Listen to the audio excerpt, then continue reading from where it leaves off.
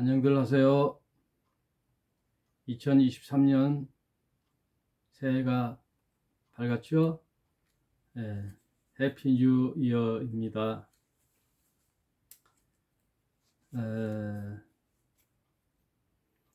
올해 들어와 신약 성경을 이제 살펴보기로 했는데요.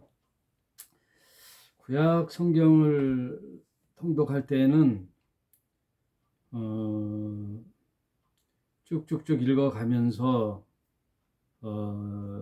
또 그 각 권의 맥락을 살펴보면서 주제를 파악하고 무엇을 말씀하시는 건지 그 내용을 간략하게 살펴봤다면, 신약은 좀 자세히, 특별히 사복음서는 예수님의 말씀과 행적이잖아요.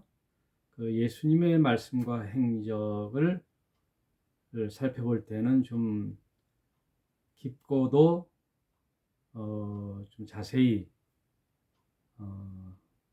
살펴볼 필요가 있죠. 우리가 믿는 것은 예수 그리스도의 복음과 그의 행적을 통하여 우리도 예수님처럼 닮아가는 제자로서의 삶을 지향하고 있는 거죠. 그러므로 예수님의 말씀과 행적이 기록된 이 사복음서는 성경 66권 중에 가장 중요한 말씀이다. 복음의 책이다. 그렇게 이해해야 됩니다. 오늘은 마태복음 두 번째 시간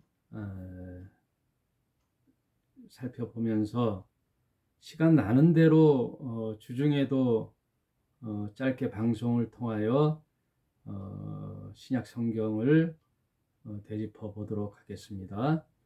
얼마나 걸릴지 모르겠어요. 신약 성경을 살펴보는 데는. 구약을 살펴보는 것은 한 2년여 가까이 된 것 같아요. 신약 성경을 살펴보면서 신약 성경이 다 끝나가면서 마지막 또 요한계시록을 하게 될 경우는 좀 더 자세히 하도록 하겠습니다. 제가 요한계시록 강의를 한 10년 했기 때문에, 그리고 우리 교회에서도 한 2번 전체를 살펴보았고, 또 다른 데에서 그룹 모임이 있으면 가서 요한계시록 강해를 한 2달, 석 달 이런 이제 퀄리로 해서 몇 번 살펴보았어요. 그래서 이제 신약 통독의 마지막 부분은 요한계시록 할 때는 또 자세히 하기로 하고, 시간 날 때마다 신약 성경 통독할 때 여러분 많이 참여해 주셔서 우리의 믿음의 여정, 이 삶을 잘 가꾸시길 바랍니다. 믿음으로 승리하시길 바랍니다. 그래서 오늘 제목을 인류 역사의 가장 큰 선물이라는 제목으로 말씀을 좀 나누려고 합니다. 1월 1일 날 교회에서 마태복음 서론과 구조, 또 사복음서와의 관계, 공간복음, 이런 내용을 살펴봤죠. 그 중에 1장 21절에 있는 아들을 낳으리니 이름을 예수라 하라. 이는 그가 자기 백성을 저희 죄에서 구원할 자이심이니라 하니라. 요셉과 마리아에게 이제 수태고지라고 해서 하나님의 천사가 와서 인류를 위하여 구세주가 탄생할 것인데, 그것은 구약의 많은 선지자들로 하여금 예언된 인류를 위한 구세주 메시아는 히브리적 발음이고 그리스어로는 이제 그리스도죠. 크리스토스라 그래요. 구원자 크리스토스. 그래 우리가 성탄절을 지난 12월 25일 날 지냈는데 엑스마스라 그러죠. 보통 이제 엑스하고 마스 하는데 엑스가 아니에요. 엑스맨이 아니에요. 크시, 헬러 크시의 그리스도의 첫 글자죠. 크리스토스, 그리스도의 탄생일. 그의 이름을 예수라 하라. 그래서 우리가 하나님이 보내신 구세주 메시아 그리스도, 그 예수를 인간으로 오신 그 예수를 하나님의 아들로 믿고 그분을 그리스도로 인간 예수, 사람 예수를 그리스도로 믿는, 신으로 믿는, 우리를 위하여 오신 그리스도로 믿는 것이 믿음이에요. 그것이 믿음, 사람으로 오신 예수를 믿는 것이 믿음이에요. 어떻게 사람을 신으로 믿을 수 있습니까? 그러니 믿음이 돼야죠. 믿음이 동반돼야 되죠. 그것은 하나님의 선물이죠. 하나님의 선물. 여러분, 선물이라는 것은 주는 사람도 기쁘고 받는 사람도 기쁘지요. 그런데 주는 사람이 온 마음과 정성을 다해서 선물을 줬는데 그것을 받지 아니하면 어떻게 되죠? 주는 자에게 모욕을 주는 거죠. 선물을 거부하는 것은, 선물을 받지 않는 것은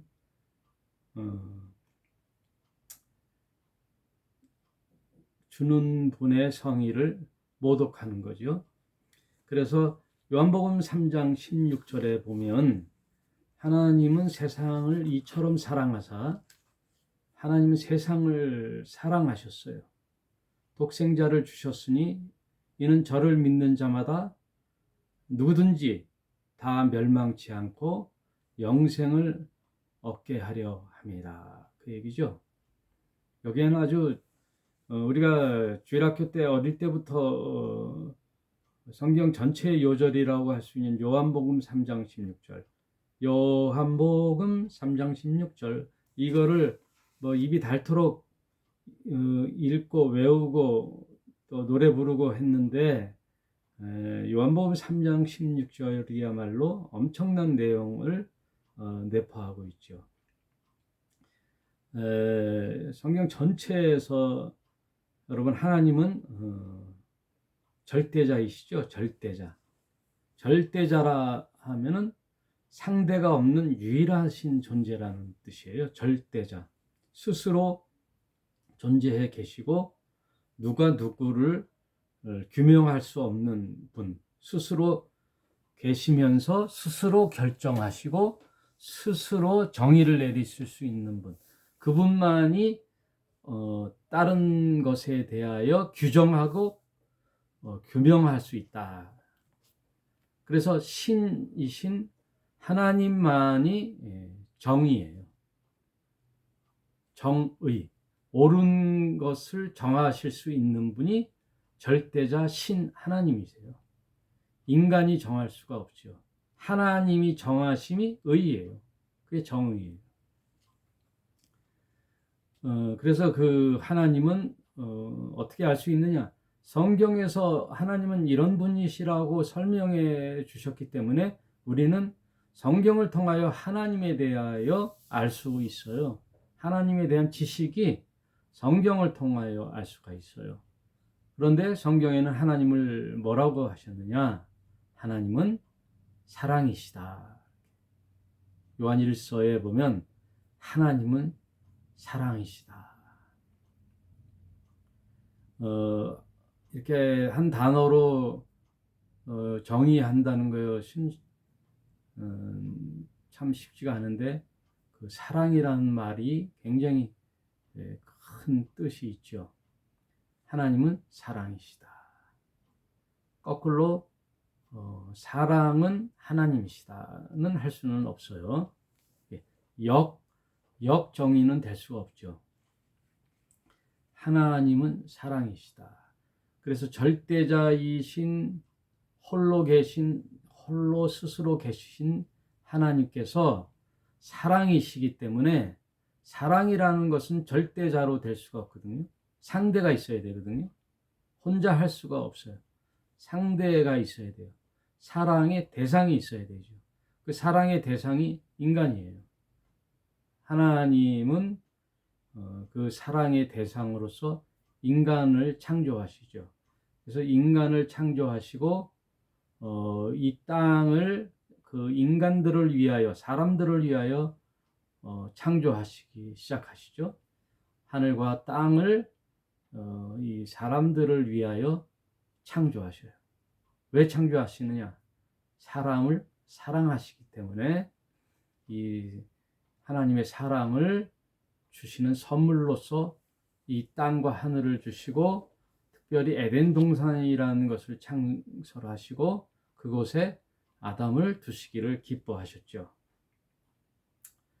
그런데 이런 이제 우리가 그것을 구약에 다 살펴보았죠. 그래서 성경을 이해하는 것은 사랑이 본질이에요. 여러분, 오늘은 많은 얘기를 하려고 그러는 게 아니라 이 믿음과 사랑이라는 하나님과 인간의 관계 속에 있는 큰 두 줄기, 이것을 좀 이해해 보려고 그래요. 성경은요, 이 하나님과 인간 사이의 관계, 그게 믿음의 관계고 또 하나는 사랑의 관계, 이 두 가지 이야기예요. 성경의 큰 66권이라는 이 방대한 내용의 책이, 그리고 인류 역사가 6,000년, 그리고 성경을 기록한 연대는 1600년간, 또 40여 명의 각양각색의 직업을 가지고 있는 자들의 기록이 1600년간의 기록을 했는데 주제가 하나님과 인간 사이의 믿음과 사랑 이야기예요. 믿음과 사랑 이야기. 이것을 이루기 위하여 오신 분이 예수 그리스도예요. 하나님과 인간 사이의 관계적 요소인 믿음과 사랑을 실천하기 위하여 오신 분이 예수님이니, 예수님은 인류를 위한 하나님의 가장 큰 선물이요, 그 선물의 시작이 성탄절이요, 그 선물의 완성은 십자가죠. 십자가의 죽음. 하나님이 인류를 그렇게 사랑하심의 시작이 이 땅에 예수를 선물로 보내주신 것이요, 그의 사랑의 확증의 증거가 어디서 나타났느냐? 예수의 십자가의 죽음으로써 사랑의 확증이 나타났어요. 그것을 이해하는 게 성경 전체를 이해하는 거예요. 그래서 이 성경은 믿음과 사랑의 이야기인데 계속 하나님은 인간들에게 하나님과의 관계를 회복하자고 하는 믿음의 요청이 있어요. 계속해서 성경 전체의 내용의 흐름이 너와 나의 관계 회복, 이제 너와 나가 교제하며 소통하며 살자, 이게 믿음의 관계예요. 믿지 않는 자하고는 소통할 수 없어요. 하나님은 이것을 좀 견해 차이가 있는 분들이 있는데, 하나님은 믿지 않는 자와의 소통을 할 수가 없어요. 믿는 자와 소통을 할 수 있어요. 믿지 않는 자는 죄송하지만 마귀와 소통하는 거예요. 마귀의 조종을 받고 있는 거예요. 이 세상, 흑암의 세상에 사는 믿지 않는 불신자들은 자기의 의지와 자기 지혜의 생각으로 살아가지만 사실 뒤 배우는 사탄의 조종을 받고 있다. 소속이 사탄이라는 거예요. 그래서 그곳으로부터 흑암의 자식에서 빛의 자식으로 돌아오라고 계속 설득하는 것이 성경이에요. 선지자들을 보내서 또 기록해서 남겼던 모든 율법과 말씀과 복음의 이 성경 전체의 내용이 하나님의 믿음의 설득이라고요. 하나님 당신을 믿으라고 하는 하나님의 열심, 하나님의 설득. 마치 어린 손주들에게 한 스푼에 한 숟가락이라도 밥을 이유식을 먹이려고 쫓아다니는 부모의 심정으로 계속해서 그 사탄의 흑암의 세상에서 돌아와 나와 관계를 회복하자라는 믿음으로의 관계 회복을 계속 설득하는 것이 성경이죠. 그래서 하나님은 세상을 이처럼 사랑하사 독생자를 주셨으니, 이게 선물이죠. 예수 그리스도 하나님의 아들을 이 땅에 보내신 것이 하나님의 가장 큰 선물이죠. 그것은 누구에게나 예정된 사람만 받는 게 아니라 누구나, 아무나, 남녀노소 빈부와 관계없이, 권력 있는 자 없는 자와 관계없이 누구나 다 회개하고 돌이켜 그것을 믿기만 하면 멸망치 않고 영생을 얻는 거예요. 반대로 영생하지 않으면, 하나님께로 그 선물을 받지 않으면 어떻게 된다는 거예요? 멸망한다는 거예요. 예? 우리는 자꾸만 이제 구원으로만 이해해서 그러는데, 하나님의 그 구원의 요청을 받지 않으면 그냥 본전치기가 아니에요. 멸망이에요. 멸망. 하나님의 선물을 안 받으면 그만이 아니에요. 하나님의 선물을 받지 아니하면 멸망을, 하나님의 심판을 받는다라는 거예요. 그래서 구원은 하나님의 선물이다. 그런데 그 선물을 효력은 받는 자의 2차적 결정에 따라요. 1차적으로는 하나님의 은혜의 선물이지만 2차적인 그 효력 발생은, 그 선물의 유용함은 선물 받은 자가 뜯어서 선물을 받아야 되는 거예요. 수용해야 되는 거예요. 그게 믿음이에요. 그게 믿음이에요. 이해되셨죠? 네. 하나님은 선물을, 예수 그리스도라는 그리스도를 선물을 해주셨는데, 그 선물의 효력은 받는 자의 손에 달려있다.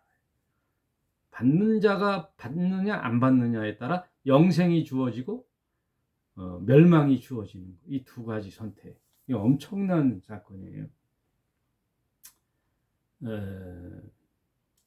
그래서 이제 여러분, 그 다음 이야기가 이제 사랑 이야기예요. 성경은 딱 두 가지 이야기. 그 하나님의 선물인 예수 그리스도를 믿을 것이냐, 안 믿을 것이냐, 거기에 결정은 나에 달렸다.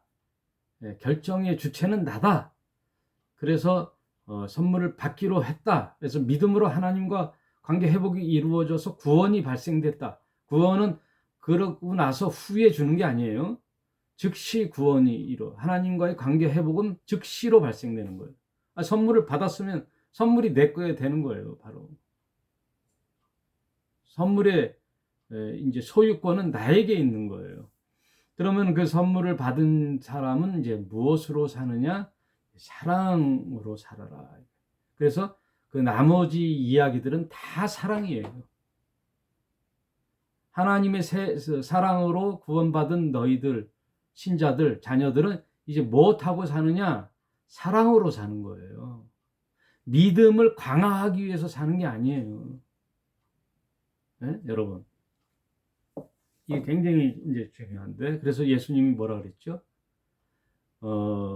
양 100마리 중에 이제 저녁이 되면 풀어놨던 양들을, 방목했던 양들을 불러 모아서 한 마리 한 마리 양들을 세어봐요. 이름을 불러가면서 99마리 양을 세어봐요. 근데 100마리가 아니라 99마리죠. 그럼 또 한 번 더 세어봐요. 네? 깨돌이, 또 뭐 전박이, 흰배기, 양순이 뭐 이러면서 그 이름들이 있잖아요. 여러분, 목자는 양들의 이름을 안다 그랬잖아요. 양은 그 목자의 음성을 알고 목자는 양들의 이름을 알아요. 양들을 안단 말이에요. 그러므로 대형교회의 그 많은 신도들을 모르고 이름을 모르잖아요. 그러면 사꾼 목자잖아요.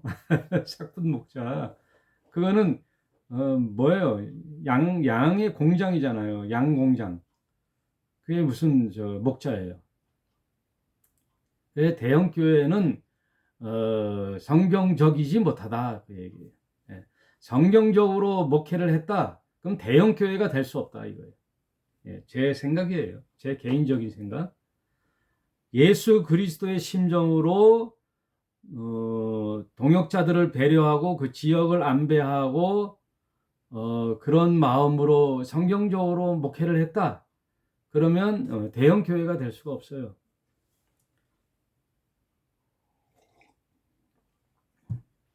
경영적 마인드로 했을 때 대형 교회가 되는 거예요. 아무튼 99마리 양들을 우리에 놓잖아요. 우리에 들어있는 양들에 대해서는요, 내버려 두고 잃어버린 한 마리 양을 찾아 나서는 게 사랑의 목자예요. 그게 이제 사랑이에요. 우리에 있는 99마리 가지고 믿음을 강화하는 게 아니란 말이에요. 이미 우리에 들어있는 양들에 대하여 믿음을 강화시키고 찬양하고 경배하고 계속 그거에 매진하는, 몰두하는 자들은요, 종교적 행위에 빠지기 쉬워요. 뭐 100% 그렇다는 것은 아니지만 믿음이 연약한 자들에게 말씀으로 힘주고 이러는 것은 필요하지만 종교적 행위를 통하여 강화하는 것은 믿음의 강화로서 종교적 행위로 빠지기 쉽다. 그 얘기예요. 그러므로 우리 신자들은 어디를 향해야 되느냐? 잃어버린 양을 찾아 나서는 거예요. 잃어버린 양을 찾아 길을 떠나는 게 사랑의 표현이에요. 사랑의 행위예요. 믿음의 행위가 아니라 사랑의 행위란 말이에요. 잃어버린 양을 찾아 길을 떠나는. 그래서 험한 산골, 아골골자 빈들에도 신학교에 졸업할 때, 신학교 4학년 졸업할 때 다 일어나서 마지막 제군들, 또 신학교에서는 그러죠. 선지생도라 그래요. 선지생도. 하여튼 구약적인 게 많아. 신학교에 가면 선지동산이라고 그러고, 신학교를 선지동산, 그리고 신학생들을 선지생도들이요. 다 일어나 재창합시다. 그리고 부르는 게 부름받아 나선임은, 그거 불러요. 졸업식 날. 부름받아 나선임은 어디든지 가오리다. 목숨 걸고 가오리다. 아골골자 빈들에도 복음 들고 가오리다. 근데 이제 목사만 되고 교회만 하면 마음이 달라지는 거예요. 무슨 마음?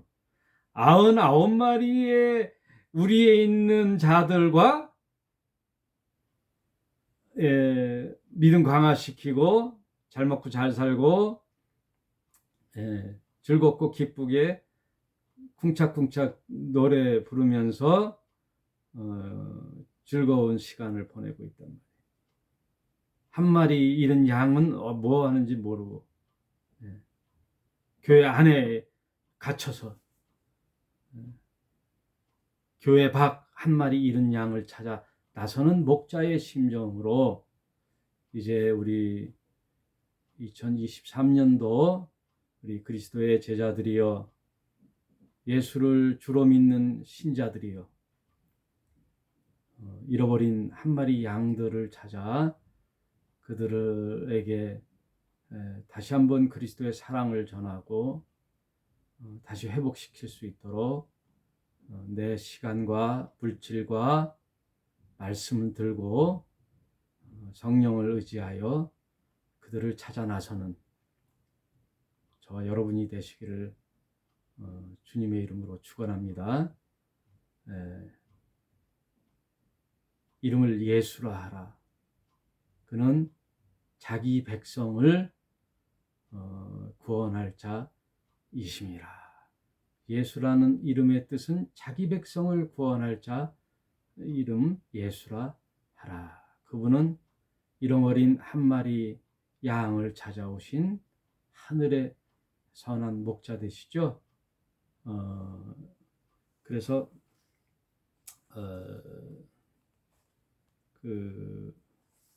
누가복음 15장 한 절만 읽고 오늘 이 시간을 마치도록 하겠습니다.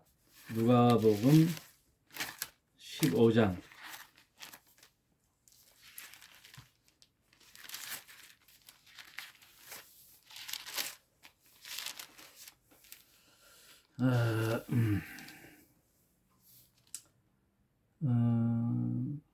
너희 중에 어느 사람이 양 100마리가 있는데 그 중에 하나를 잃으면 99마리를 두고 그 잃은 것을 찾도록 찾아다니지 아니하겠느냐. 또 찾은즉 즐거워 어깨에 메고 집에 와서 그 벗과 이웃을 불러 모으고 말하되 나와 함께 즐기자. 나의 잃은 양을 찾았노라 하리라. 내가 너에게 이르노니 이와 같이 죄인 하나가 회개하면 하늘에서는 회개할 것이 없는 의인 99을 인하여 기뻐하는 것보다 더 하리라. 예? 잃어버린 양을 찾아 회개하고 그 양을 찾았다면은 회개할 것이 없는, 이미 구원받은 믿음으로써 하나님과의 관계가 회복된 99마리 양들을 그애들에게 무슨 믿음을 강화시키고 뭘 하고 또 우리의 복음의 초점은 어디에 있어야 되는? 잃어버린 한 마리 양을 찾아 나서야 되는 거예요. 여러분, 요즘 교회, 개신교회 교회들이 부흥했다 보면은 다 수평이동이에요. 거의 이 교회에서 실망하고 이 교회 수평이동. 일반 개신교회에서 목사들의 횡포나 교회 비리나 여러 가지 문제에 견디다 못해 모이는 것이 다 수평이동이에요. 수평이동으로 와서 부흥했다 그러면 마치 자기가 뭐 한 것처럼, 자기가 양육한 것처럼, 자기가 무슨 구원시킨 것처럼 교회의 부흥을 자랑하고 그러는데 그게 아닙니다. 회개할 것이 없는 의인 99마리의 찬양과 경배와 기도와 그런 것보다 한 마리 잃은 양이 돌아 회개해야 할 한 마리 잃은 양을 찾아오는 것을 하늘에서는 더 기뻐한다 그거예요. 그로 인하여 기뻐하는 것보다 더 하리라. 하늘에서는 잔치가 열린다 이 말이에요. 잃어버린 한 마리 양. 그래서 저와 여러분 우리 희락의 교회 뭐 성도 채우는 일에 골몰할 것이 아니라 이미 다니던 교회에서 그만두고 우리 교회 수평이도 할 것이 아니라 정말 교회를 등지고 세상에서 또는 예수 그리스도를 모르는 그 잃어버린 한 마리 양을 찾는 올해 한 해가 되기를 다짐해 보면서 여러분 정말 성경이 무엇을 얘기하는가 잘 생각하며 사는 믿음의 신자들이 다 되시기를 주님의 이름으로 축원합니다.